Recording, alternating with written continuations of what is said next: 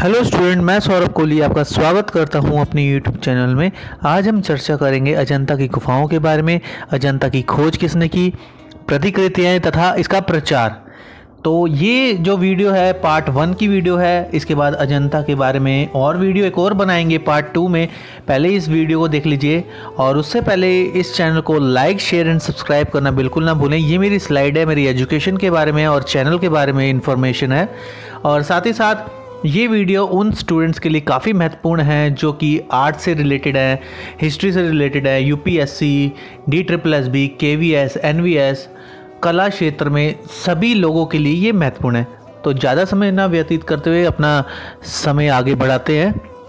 अजंता की गुफाएं सुंदर रूप और कल्पना की मृदु मुस्कान, करुणा और शांति के आंचल से आवृत अजंता की कलाकृतियाँ अपने अवगुंठन में ना जाने कितनी सरस भावनाओं और कलाकारों की अंतर अनुभूतियों की उपलब्धियां छुपाए अपने अस्तित्व से प्राचीन भारतीय कला इतिहास को स्वर्ण पृष्ठिका लगाए हुए अपने मूक रूपों से चिर शांति और आत्मा के अमरत्व का संदेश दे रही है।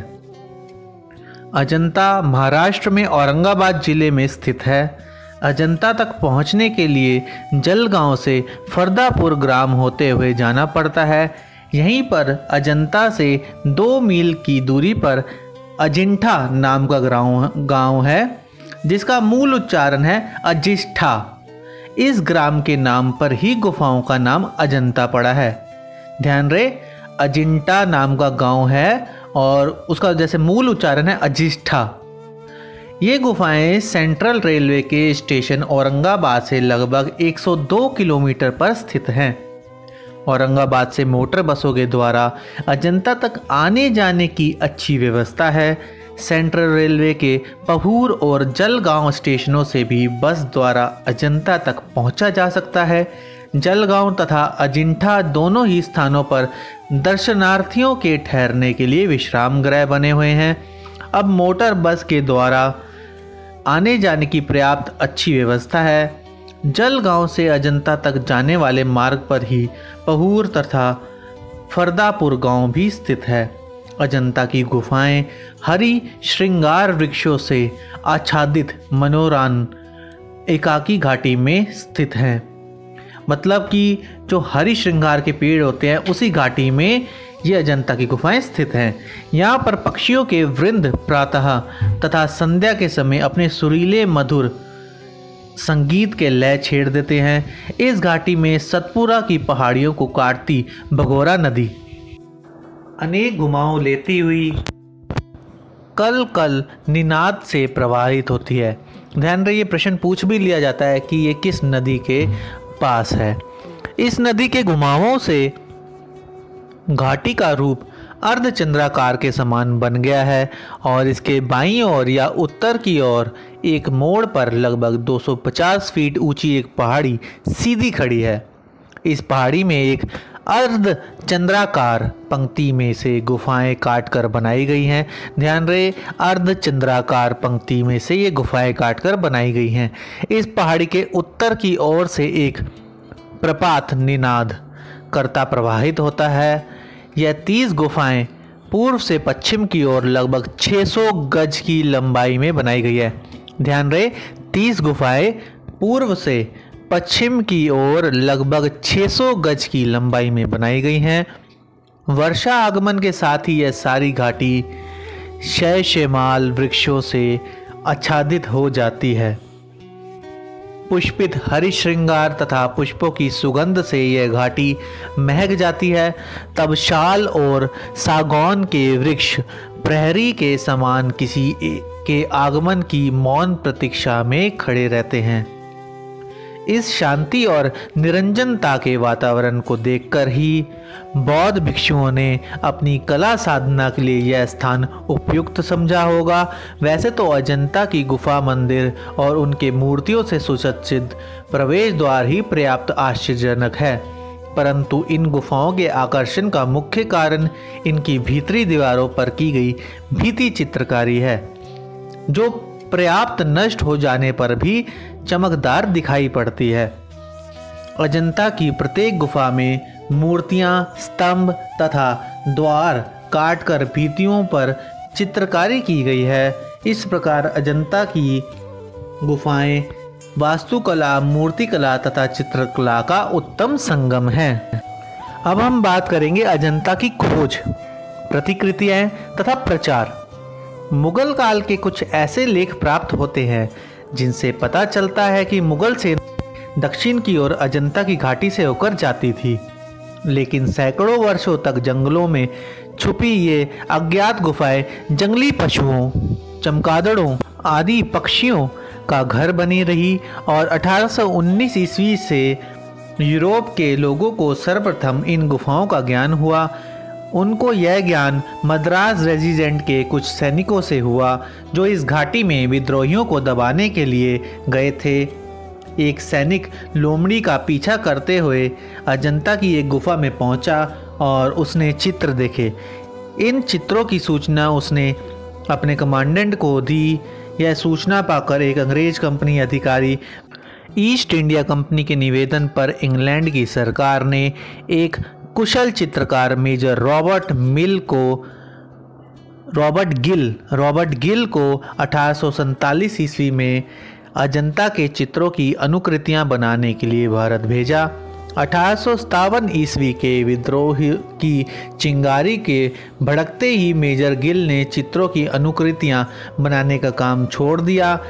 इस समय तक 30 या अधिक चित्रों की अनुकृतियां बनकर तैयार हो चुकी थी। यह अनुकृति चित्र मेजर गिल ने स्वदेश इंग्लैंड भेज दिए, जो 1866 ईस्वी की क्राइस्टल पैलेस की प्रदर्शनी में प्रदर्शित किए गए, परंतु इस भवन में आग लग जाने के कारण यह अनुकृतियां जलकर समाप्त हो गई। इस प्रकार केवल 5 अनुकृतियां चित्र जो मेजर गिल ने बाद में बनाए गए थे शेष रह गए।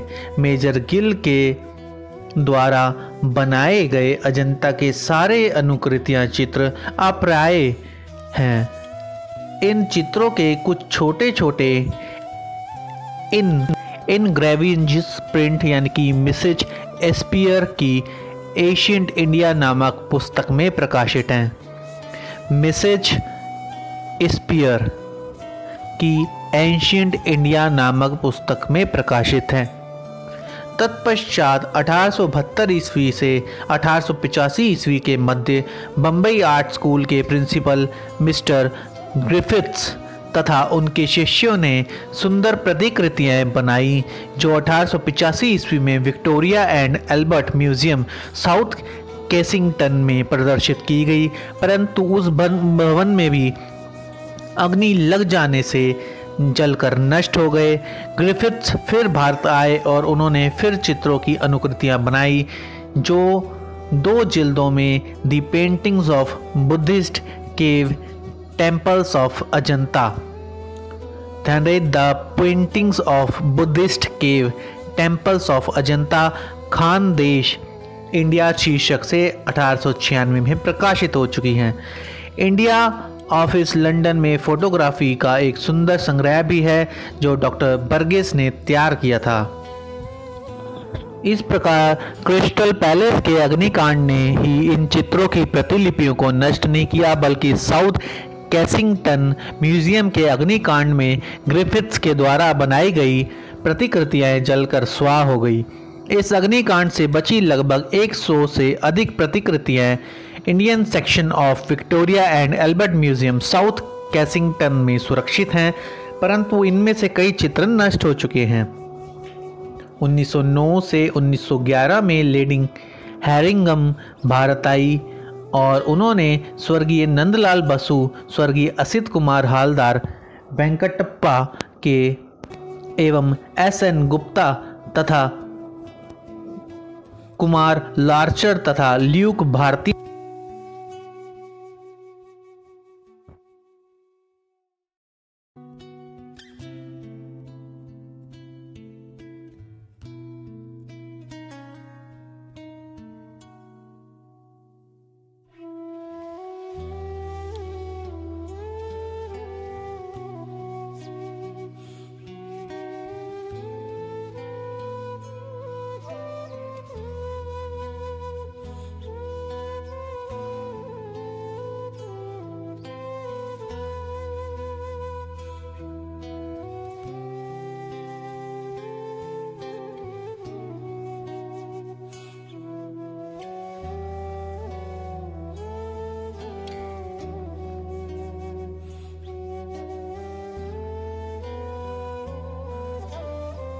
एक छोटा पोर्टफोलियो तैयार कराया जो कला प्रेमियों तक अजंता के चित्रों की छवि पहुंचाने में सहायक सिद्ध हुआ।